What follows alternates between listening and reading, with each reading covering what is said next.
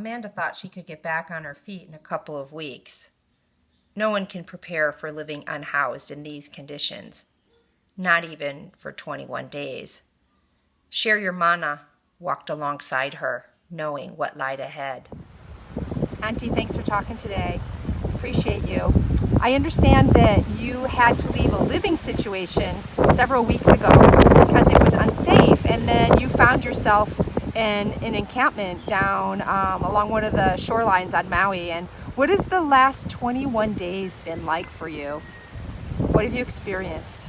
Well, for me, I've experienced a lot of things. I mean, I met good people. They're good. They took me in. I mean, I only knew them for like not even a couple hours, and just being with them.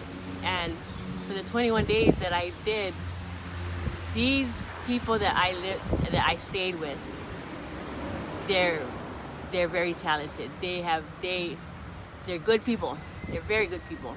But they're living how I seen they're living. I won't be able. I mean, I've experienced this. I experienced that, like going to the bathroom, like how the heck these guys did it for 3 years, how the 8 years, whatever it is. It's not funny. It's not funny. I was able to stay there for 21 days and I can't do it. And I'm going home. But for me, these people, they need the support. I mean, support. I mean, they need water. They need water. They need help. They need their medical. They need their resources. I mean, I know I've talked to the girls there. I mean, you have to keep. I mean, when you sleep, your eyes have to be open. This is not safe. The most thing that I didn't like when there was a warning, the tsunami warning. That was the most, like, we wouldn't know. We had no access to a radio. We had no. I mean, yeah, we have our phone, but it's limited. But where was the people? Where was, I mean... Well, and I actually called people, and I found that several people's phones were not charged, so they didn't even get the message. Right. My phone is like 3%, and it usually comes in, but where did any DLNR come down? Did any police officers come down just to tell us, hey, you guys know there is a tsunami? I mean, and what would happen? My whole thing was, if something else had happened to me, would my family on Oahu know, hey, what happened to me? No. If the tsunami came and went, like, you would never know. My family would never know I was in this camp place. So to me, it's like, now what are you gonna do? So what do you think needs to change? Well, first of all, there's a lot that needs to be changed. They need resources. They need people to come down there and actually try and live where they're at. Try, believe me. You think it's easy? No, it's not. But they've been living this the whole time. It's to me, it's like it's not funny. So either our government or whatever, mayor of Maui, do something there one night. Tell me, and you'll see what these guys go through. And has it been your experience that people are really happy and want to live this way? No, not at all. Yeah. I mean, you figure. I know they said. I mean, I talked to a lot of them, and they said when they had the COVID, they had the bathrooms, and stuff like that. To me, COVID's still on. So what happened to it? I really did like. I want to go home and take a real shower. I mean, it's like with running water. There is no running water. These guys have to go and walk to somewhere there's canal, whatever the beach, and come back and roll their wagons back with water. That's their bathing water. Yeah. And their toilet is just a bucket. Doing that, and then what? Their rubbish is set up outside. Can somebody do something? Come and pick them up like once a week or something. Help them. It's not. You guys think it's easy? It's not. Believe me, trust me. 21 days, I can't do it. I can't do it. And if I can't do it, what makes you think these guys out there can do it?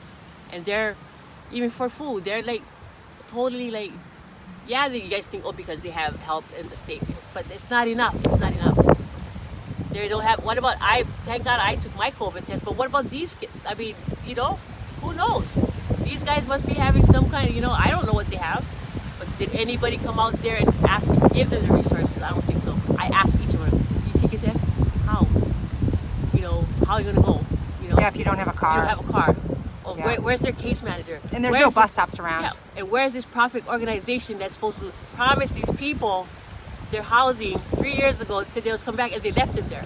They left them there. They left them there. I know private organization, profit organization has money, but left these girls that down there, men, women, left them down there and 3 years and just left them there and never came back. And they need medical help. Honestly, somebody's gonna. It's a mentally distressed. I got mentally distressed, not physically, but like, whoa, this is not right. This is not right. It was a struggle, but you know what? After 21 days, I was one of them driving down the strip and like, oh, look at these people. But you know what? You should put your feet in their shoes. Then you're gonna realize, like, what are you looking at? Like, then they're not. Yeah, somebody needs to help them. And honestly, I've experienced it for 21 days, and it's time for me to go home.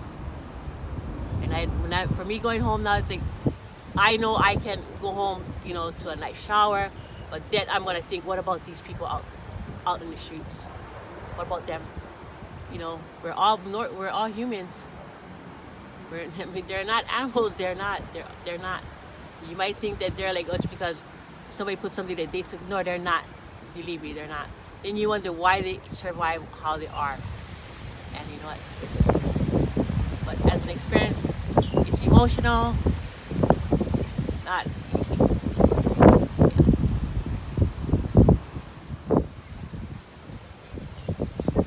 Why does this feel so emotional? Because I know I'm going home to my family.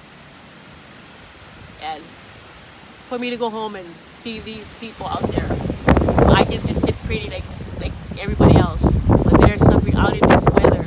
It's emotional. They need some kind of assistance. They're not animals, they're human. So it's emotional for me knowing that I can sit pretty at home, my family, some of them they have family, but so it's hard for me to go back, and I want to make a change in this. And honestly, until you like I said, once again, until you step out in that area where these people are, then you know where I'm coming from.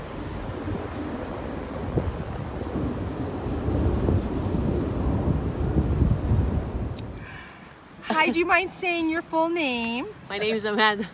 My name is Amanda Batalona. I'm originally from Honolulu, Hawaii. I've been here on Maui for 3 years, and I'm more than happy to be with Share Your Mana. I'm more than happy to be on board with Share Your Mana. And it's okay if we use your videos? Yes. Absolutely. And I would like to invite you to be a partner, to teach people and share information to come into the community and share information to come out of the community. Would you like to be a Share Your Mana partner? I'd be more than happy to. Yay! We love you.